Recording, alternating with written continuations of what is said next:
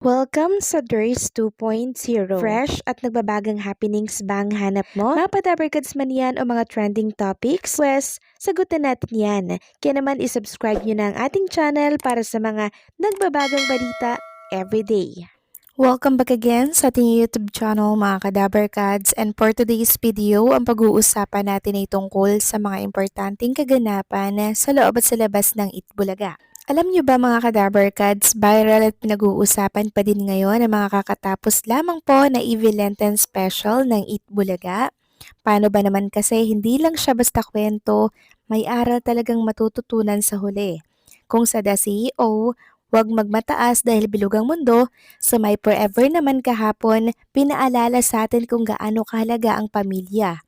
Blood is thicker than water talaga na kahit anong mangyari, hindi ka iiwan. Katulad na lang ng naging role ni Bossing Big at Jose Manalo, magkapatid. Kahit na pinapalaya si Bossing, nananatili pa din siya sa tabi ng kapatid niyang si Jose Manalo. Lalo na nang nagipit ito, pero ang kaibigan po ni Jose na minabuti niya, yun pa pala po ang magtatraidor sa kanya at hindi siya matutulungan na ginagampanan naman po ni Ryan Agoncillo. Kaya pala medyo brusko ang role dito ni Ryan, parumbado para maipakita nga naman sa atin na dapat na mas pahalagahan ang tunay na pamilya kesa sa iba. Sa meron or sa wala, ang pamilya andyan pa rin sa tabi natin. Nakakaiyak yung confrontation ni Jose at Bossing Big Soto kahapon, no?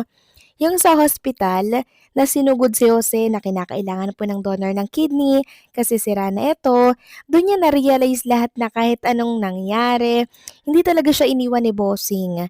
Kaya naman mga Kadabarkads, pahalagahan po natin ang ating pamilya, higit kanino man.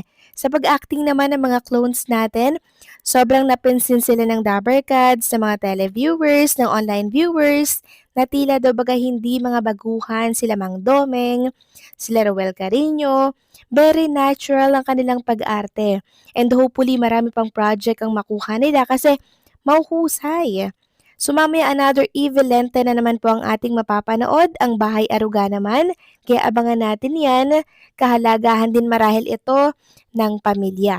Samantalang next topic naman, pag-usapan naman natin ang update tungkol dito kay Wally Viola. Kamustahin natin siya. So nakalabas na po siya mga Kadabarkads ng hospital at kung inyo mapapansin, makikita nga dito na nakasaklay si Wally Viola mga Kadabarkads. Ang hindi pa niya kasi maigalaw yung kanyang binte ng maayos kaya kinakailangan po ng support.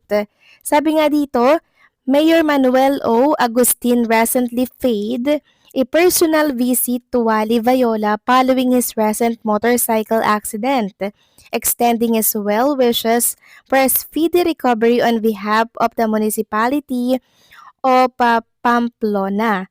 During the meeting, the mayor also warmly invited him to attend Gabi ng Parangal 2026, which will be held this coming May.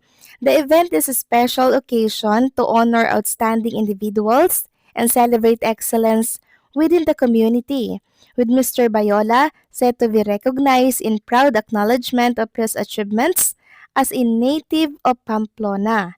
The municipality of Pamplona continues to wish Mr. Bayola a full and a swift recovery and looks forward to welcoming him soon. So na-recognize pa nga po mga Kadabarkads, ito pong si Mr. Wally Viola at para yan sa acknowledgement of his achievement. Nakaka-proud naman mga Kadabarkads, no? And hopefully po ay makarating si Mr. Wally Viola dito sa Gabi ng Parangal 2026. Sa mga nag-aalala po dyan kay Wally Viola, eto po si Wally mga Kadabarkads.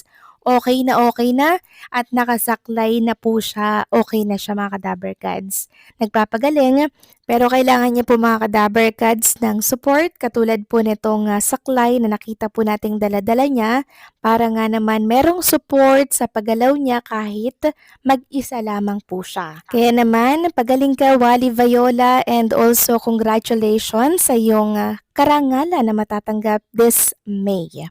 Samantalang next topic naman, pag-usapan naman natin ang tungkol nga naman dito sa isa sa mga SQ natin na si SQ Jean. So kahapon kasi mga Kadaber Kads, hinatid na po sa huling hantungan yung kanyang lolas na si Nanay Linda. So nakita natin doon na talaga namang kinantahan niya po, inalayan niya po ng song si Lola Linda at habang nag-aali nga po siya ng song, nakita natin dito na very emotional si SQ Jean kasi syempre last na niyang makikita or huling kita niya na po ito sa kanyang lola. So pakatatag ka, SQ Jean, andito lang ang mga Dabber Kads, nagmamahal at sumusuporta sa'yo. Samantalang kagabi, muling nag-live si Jose Manalo para muling mag-warning sa lahat ng Dabber Kads tungkol sa fake page na kumakalat. Pero bago yon, nangamusta muna siya kung nagustuhan ba daw natin ang Evil Lenten Special nila. At after nun, siniwalat po ni Jose Manalo na nakipag-ugnayan na po sila sa NTC at Camp Crame para ipahanap na ang taong nasa likod ng fake page ng resort nila na Arimi. Malaking grupo daw po ito mga Kadaber Kads. Ibig sabihin, hindi lang isa or dalawa ang nasa likod nito. Siguro mga sindikato talaga ito na ang trabaho po ay mameke talaga ng mga page. Ngayon, alam na daw or may lead na si Jose Manalo kung saan madadampot ang mga ito. Magkikita-kita daw sila after po ng Holy Week. So palalagpasin lang daw po ni Jose Manalo ang Holy Week, then ayun, may imbitahan na po sila mga Kadaber Kads. Dahil lahat ng ebidensya nila ay naiprint or naipresent or naisubmit na po nila sa Camp Crame at NTC or sa NBI.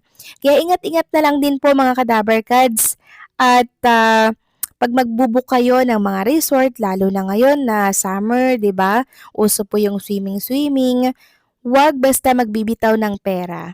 Mas mainam na mag-ocular visit muna bago po magbayad. Para makita nyo po yung place, kung ilang kwarto ba talaga meron ng Arimi, 'di ba? So yung mismong resort po ng Arimi na page, mga Kadaber Kads, yung original, 21k followers na po ang Arimi ni Jose Manalo. Tandaan nyo ha, 21k.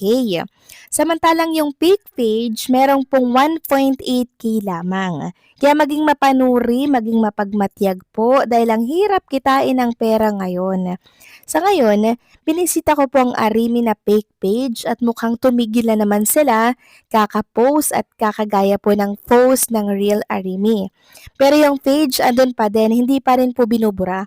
Pero mukhang sumuko na naman po kaka-post mga Kadaber Kads dahil nakatunog na sila po ay nareklamo na ni Jose Manalo sa Camp Crame. Siguro natakot na mga Kadaber Kads kaya mukhang pasuko na at baka bukas-bukas ay burahin na po ang fake page na ito. Pero kahit burahin nila yan, naka-record na yan at pinaghahanap na sila ng NTC mga Kadaber Kads. So paano hanggang dito na lamang po ang update natin at maraming salamat po sa inyong patuloy na pagsuporta.